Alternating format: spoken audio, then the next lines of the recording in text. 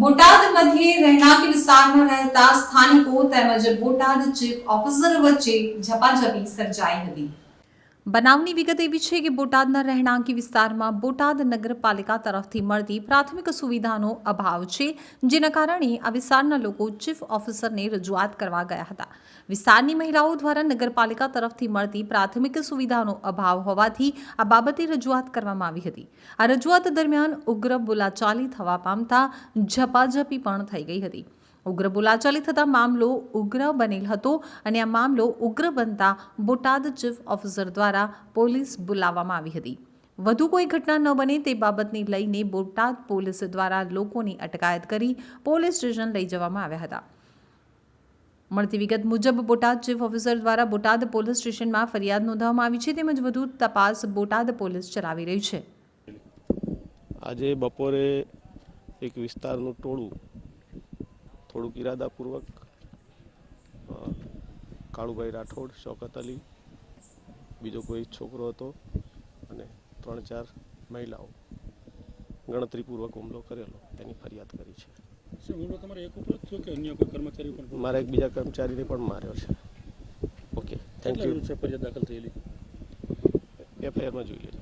ટોળાવી છે ખોજાવાડીમાં ward number 5 માંથી આવ્યા છીએ। અમારા અહીંયા ફરિયાદ કરવા માટે આવ્યા હતા। અમારા મૌલાનાને લઈને વયા ગયા છે। એ લોકો ફરિયાદ કંઈ સાંભળી નથી અને જે કંઈ સુવિધા કરવાનું કીધું એનો કંઈ જવાબ આપ્યો નથી અમને, એટલે અમને વ્યવસ્થા કરાવી છે।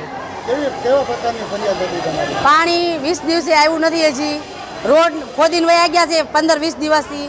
એ સુવિધા નથી થાય। ગટરના ભૂંગળા બધા ખોદીને વયા ગયા છે, બધાની ગટર લાઈન તૂટી ગઈ છે, પાણીની લાઈન તૂટી ગઈ છે। એ સુવિધા કરવાની કેવા આવ્યા ને તો ચીફ મિનિસ્ટરે બધી બાયુની સામે દાંત કાઢી અને મજાક ઉડાડેલી છે અને એ અમને બધાને બનાવ કરી અને બનાવટ કરી અને અમારા મૌલાના હારે અમે પરાણે લઈને એમને આવ્યા હતા, નહોતા આવતા તો એમને આમ આદમી પાર્ટી બોટાદ શહેર પ્રમુખ। આજનો શું પ્રશ્ન છે? આપ નગરપાલિકાની અંદર આવેલા છે અને પોલીસ બંદોબસ્ત ગોઠવાયેલો, શું હકીકત છે? આજે પ્રશ્ન એવો હતો કે ખોજાવાડી વોર્ડની અંદર વોર્ડ નંબર 5માં છેલ્લા 25 દિવસથી રોડનું કામ ચાલતું હતું।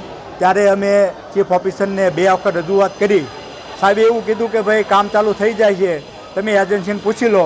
એજન્સીને થોડા અમે પૂછવા જ આવી। પછી પાણીની વાત આવી એટલે છેલ્લા 20 દિવસથી પાણીની સમસ્યા એવી છે કે નાના માણસો, મધ્યમ વર્ગના માણસો, મજૂરી કરતા માણસો કે સાંજે પોતાની રોજીરોટી કમાઈ અને રાત્રે આવતા હોય ત્યારે કે પાણી એટલે એક જીવન જરૂરિયાત હોય છે।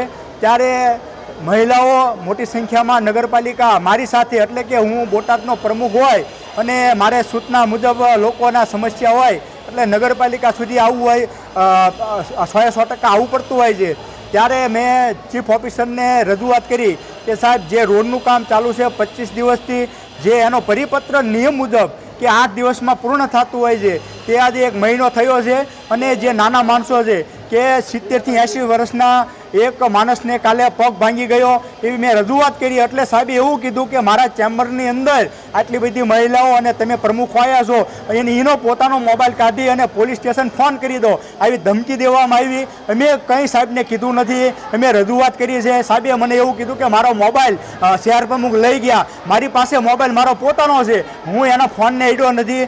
ફોન એનો ન તૂટી જાય એટલા માટે ફોન મેં બાજુમાં મૂક્યો છે, કારણ કે મહિલાઓ છે સંગઠનથી સાથે આવેલા છે અને બોટાદની મહિલા એટલા બધા આ ચીફ ઓફિસરથી કંટાળી ગયા છે, પોતે ભ્રષ્ટાચારી છે। અમારા ધારાસભ્ય આની ઉપર એક લેખિત મૌખિક અને મુખ્યમંત્રીને પણ રજૂઆત કરી છે કે આની ઉપર પૂરેપૂરી અને તપાસ કરવામાં આવે, કારણ કે ભ્રષ્ટાચારે માજા મેકી છે। એટલે આ ચીફ ઓફિસર કે જે એની ટકાવારી ન આવતા જે કંઈ એજન્સી છે એને આદેશ કરવાની શક્તિ નથી અને આ લોકોને અત્યારે હાલમાં પોલીસ સ્ટેશનથી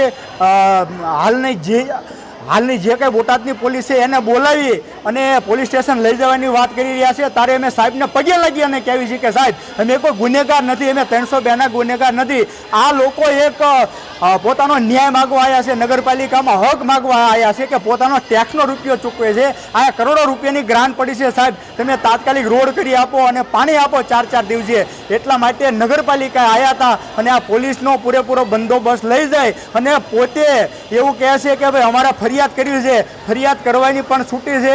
આમાં કોઈ 302ના ગુનેગાર નથી, પોતે નાના માણસો એનો હક માગવા માટે નગરપાલિકા આવ્યા હતા।